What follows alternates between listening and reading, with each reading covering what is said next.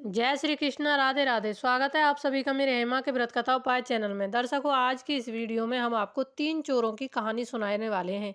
बुराई का अंत बुरा ही होता है। 3 चोरों की कहानी आपको सुनाने वाले हैं। बहुत ही अच्छी कहानी है, आप भी इसको जरूर सुनें। चैनल को सब्सक्राइब करें, साइड में ऑल को प्रेस करें मेरी इसी तरह की उपाय और कथा की वीडियो प्राप्त करने के लिए। 3 चोर थे। एक बार उन्होंने बहुत ही धनवान व्यापारी के घर में चोरी की। चोरी करने के बाद तीनों वहां से भाग गए और जंगल में जाकर छुप गए। कुछ देर बाद तीनों चोरों को भूख लगी। तीनों ने आसपास देखा, कोई नहीं है, परंतु खाने के लिए कोई कुछ खाने को नहीं मिला। और वो ये भी देख रहे थे कि यहाँ पे कोई है तो नहीं, कि जो हम लूट कर लेके आए हैं कोई उसको देख तो नहीं रहा। लेकिन वहाँ पे वो भी नहीं थे और उन्होंने खाने को देखा तो वो भी नहीं उनको मिला। तीनों चोरों के मन में शहर जाकर खाने का विचार आ गया। लेकिन अगर तीनों चोरी का माल लेकर शहर जाते तो पकड़े जाने का डर था, और मगर माल जंगल में छोड़ जाते तो माल के चोरी होने का डर था। अब वो करें तो क्या करें। उन्होंने तय किया कि तीनों में से एक शहर जाएगा, शहर जाकर खाना लेके आएगा और शेष 2 चोर चोरी के माल के पास रहेंगे। तीनों चोरों में से एक शहर जाएगा और पेट भर के खाना खाएगा।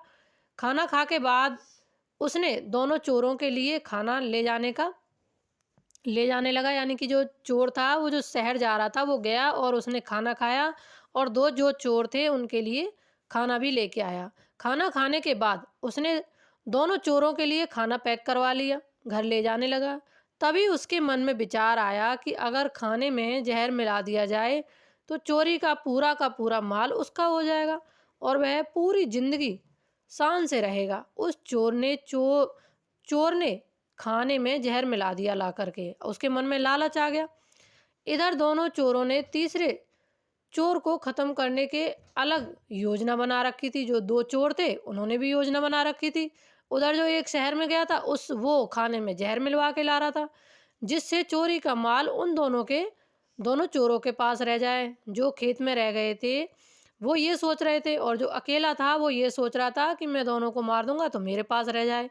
उन दोनों ने इस तरीके से अपने मन में विचार कर रहे थे। जैसे ही तीसरा चोर खाना लाया, जंगल में बैठा, दोनों चोरों ने उस पर हमला बोल दिया और उसे तीसरे चोर को मार डाला। फिर उन दोनों चोरों ने पेट भर के खाना खा लिया। खाने में जहर होने के कारण दोनों चोर भी मर गए।